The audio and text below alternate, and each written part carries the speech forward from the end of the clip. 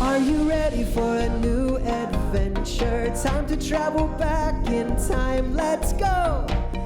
Are you ready for a new adventure? Let's learn about the past with Anna and Leo.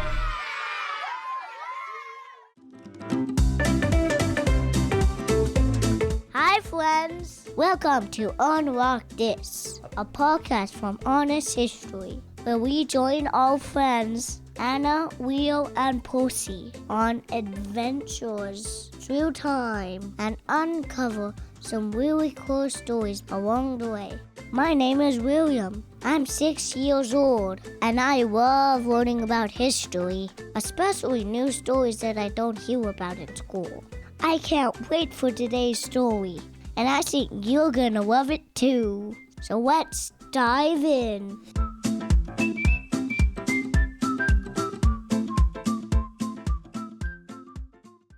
I'm glad we finished our homework so we could come to the museum earlier today, Anna. Me too. Wait, Leo, do you hear that? Yeah, where's that noise coming from? I think it's coming from that room over there. Come on, we haven't been to that part of the museum before.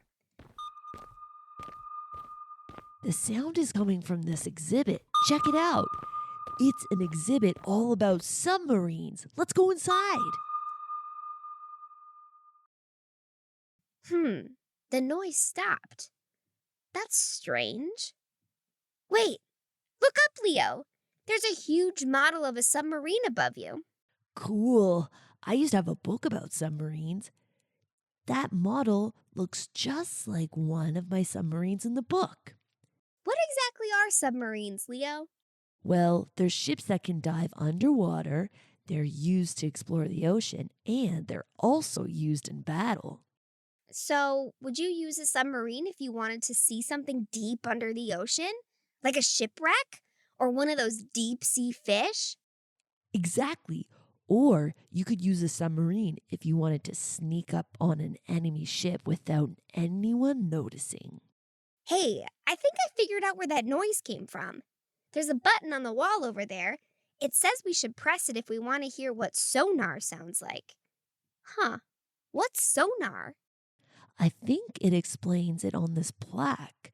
It says that submarines use a special machine called sonar to help them find objects in the water. The machine blasts huge sound waves out into the ocean, and if the sound waves hit something, like another ship, they bounce back, and then the sailors know that there's something in front of them. So sonar helps the sailors see where they're going when they're underwater.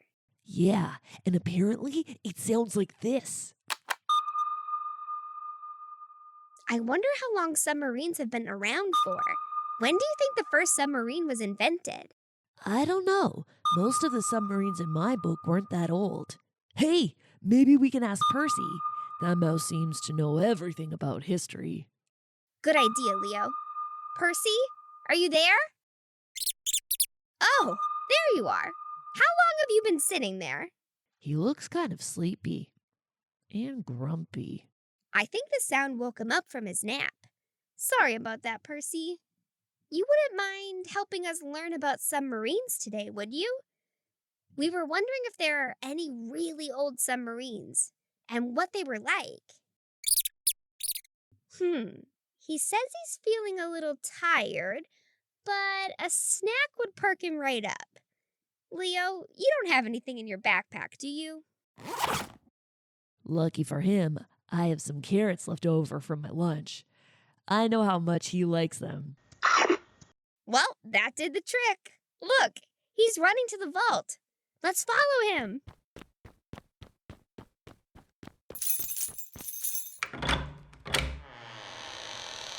What do you think he's going to show us? Whatever it is, I think it's in this cabinet.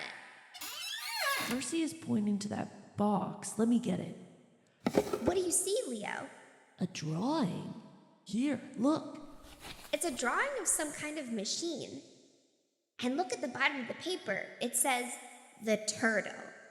What do you think that means? Wait, I think Percy wants us to open this old shoebox too. Well, that's weird. What? It's just an old piece of wood. There's a label on the box. It says, Foxfire. What do you think this has to do with submarines? I don't know, but I think we're about to find out. Hold on, Leo. It feels like we're about to travel.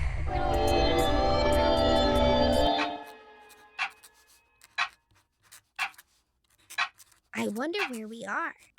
I think we're inside someone's house. And look, there's a man sitting over there writing. Who do you think that is? Percy said that's David Bushnell. He's an inventor. We must have traveled pretty far back in time because he's writing with a quill. I don't see people writing with quills anymore. Yeah, and he's wearing those short pants with the long socks, you know? Kind of like George Washington wore in all those old paintings. Leo, a man just walked in. And it looks like he wants to say something to David. Mr. Bushnell, Benjamin Franklin informed me about your invention. I believe it is a ship that could submerge underwater. Yes, Governor Trumbull. My brother and I are building it. Like many fellow patriots, I believe it will aid us in our fight against the British. I wrote to General George Washington. He has sent his support. The Continental Army will fund this endeavor. Oh, that is excellent news. Thank you, Governor Trumbull. Leo, did you hear that? That man, David Bushnell, built a ship that goes underwater, like a submarine. Yeah, and it sounds like George Washington likes it. I think he wants to use the ship to attack the British. So George Washington wants a ship to attack the British. Wait, I think I know what time we traveled to. This must be the American Revolution. The American Revolution? Yeah, I was just learning about this at school. It was a very important event in U.S. history. The 13 American colonies didn't want to be ruled by the British anymore. So, in 1775, the Revolutionary War began. George Washington was the commander of the Continental Army. That was the army that fought the British during the war. So George Washington is hoping David's ship will help the Americans win the revolution. It must be some ship. Where do you think it is? Percy said we should look outside, down by the river.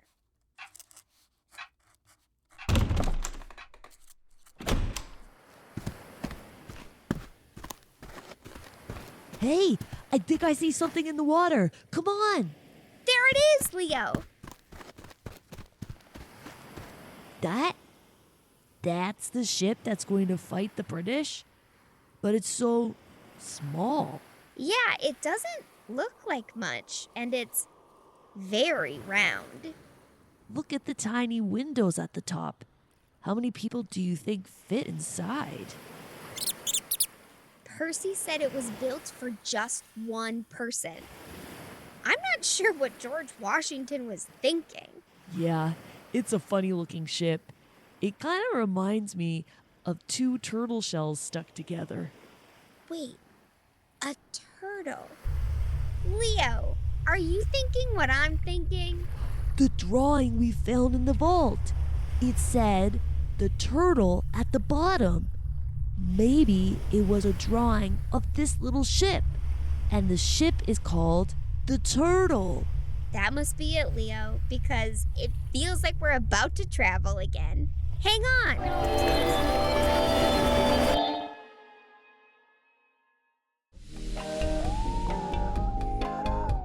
Hi friends, are you enjoying today's episode? I'd like to take a quick break from the story to tell you about another great place to learn about the past. Honest History creates magazines and books for kids that are filled with fun stories and activities that bring history to life. From pirates to spies to great inventions and so much more, you'll learn about interesting people, places, and events from around the world that made history. Created for kids ages 6 through 12, you can sign up and receive new adventures delivered straight to your doorstep every quarter. Just visit honesthistory.co. That's honesthistory.co to sign up today. Oh, and here's a special offer for our podcast listeners. Use code unlock this for 10% off. Again, that special code is unlock this. Okay, let's get back to the story.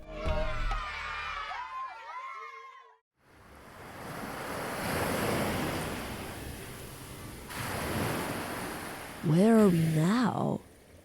We must be near some kind of harbor. It's pretty dark outside, but I can see some ships in the moonlight. There's a big one out there. Do you see it? Oh yeah, I can see its white sails. Hold on. Anna, look! Down in the water. It's David's little ship. The turtle. And the top is open. We can go inside. I don't know if that's a good idea, Leo. I think I'd rather look at it from here, if that's okay. But don't you want to see what it's like? I mean, there must be something interesting inside if George Washington wanted to use it in battle. Oh, okay, but let's make it quick. Whoa, this is tiny. Look, there's only one seat. And what are all these cranks and pedals? Leo, be careful. We don't know what any of those do. Wait, what was that? Good luck, Sergeant Ezra Lee. Leo, a man just jumped in here and he closed the hatch. How are we gonna get out? I think we're stuck for a while. This ship was only built for one person, so it's pretty tight in here. We won't be able to get past that man to get the hatch. So we're trapped? For how long? What if it's for hours or days? I can't sit in this tiny ship for days. We could starve to death. I still have some carrots if you're hungry. Very funny. Whoa, did you feel that? I think it's moving. How do you think this thing even works? Percy said there's a propeller at the front of the turtle. To make it spin, the man has to turn that hand crank as fast as he can. There it is, the HMS Eagle. Anna, don't freak out, but there's a bunch of water coming in. Yeah, I can see that. What are we gonna do? How am I supposed to know? I didn't ask Percy to take us on a dangerous adventure. Yeah, but it was your idea to get us into this ship. I didn't think we'd get stuck in here. I don't want to sink to the bottom of the harbor either. Oh, the water stopped. Ugh, that's a relief. Now what's happening? I think we're diving underwater. Maybe that man pumped water into the ship to help it sink. Whoa, it just got super dark. We really must be underwater now. Can the man even see where he's going? I don't think so. And I'm guessing this ship doesn't have sonar. But it looks like he has a compass to tell him which direction he's headed. And he keeps looking at that other device. I think it tells him how deep we are. Wait a second. How can he read his compass in the dark? I can't see anything. Because it's glowing. Come here, squeeze in next to me.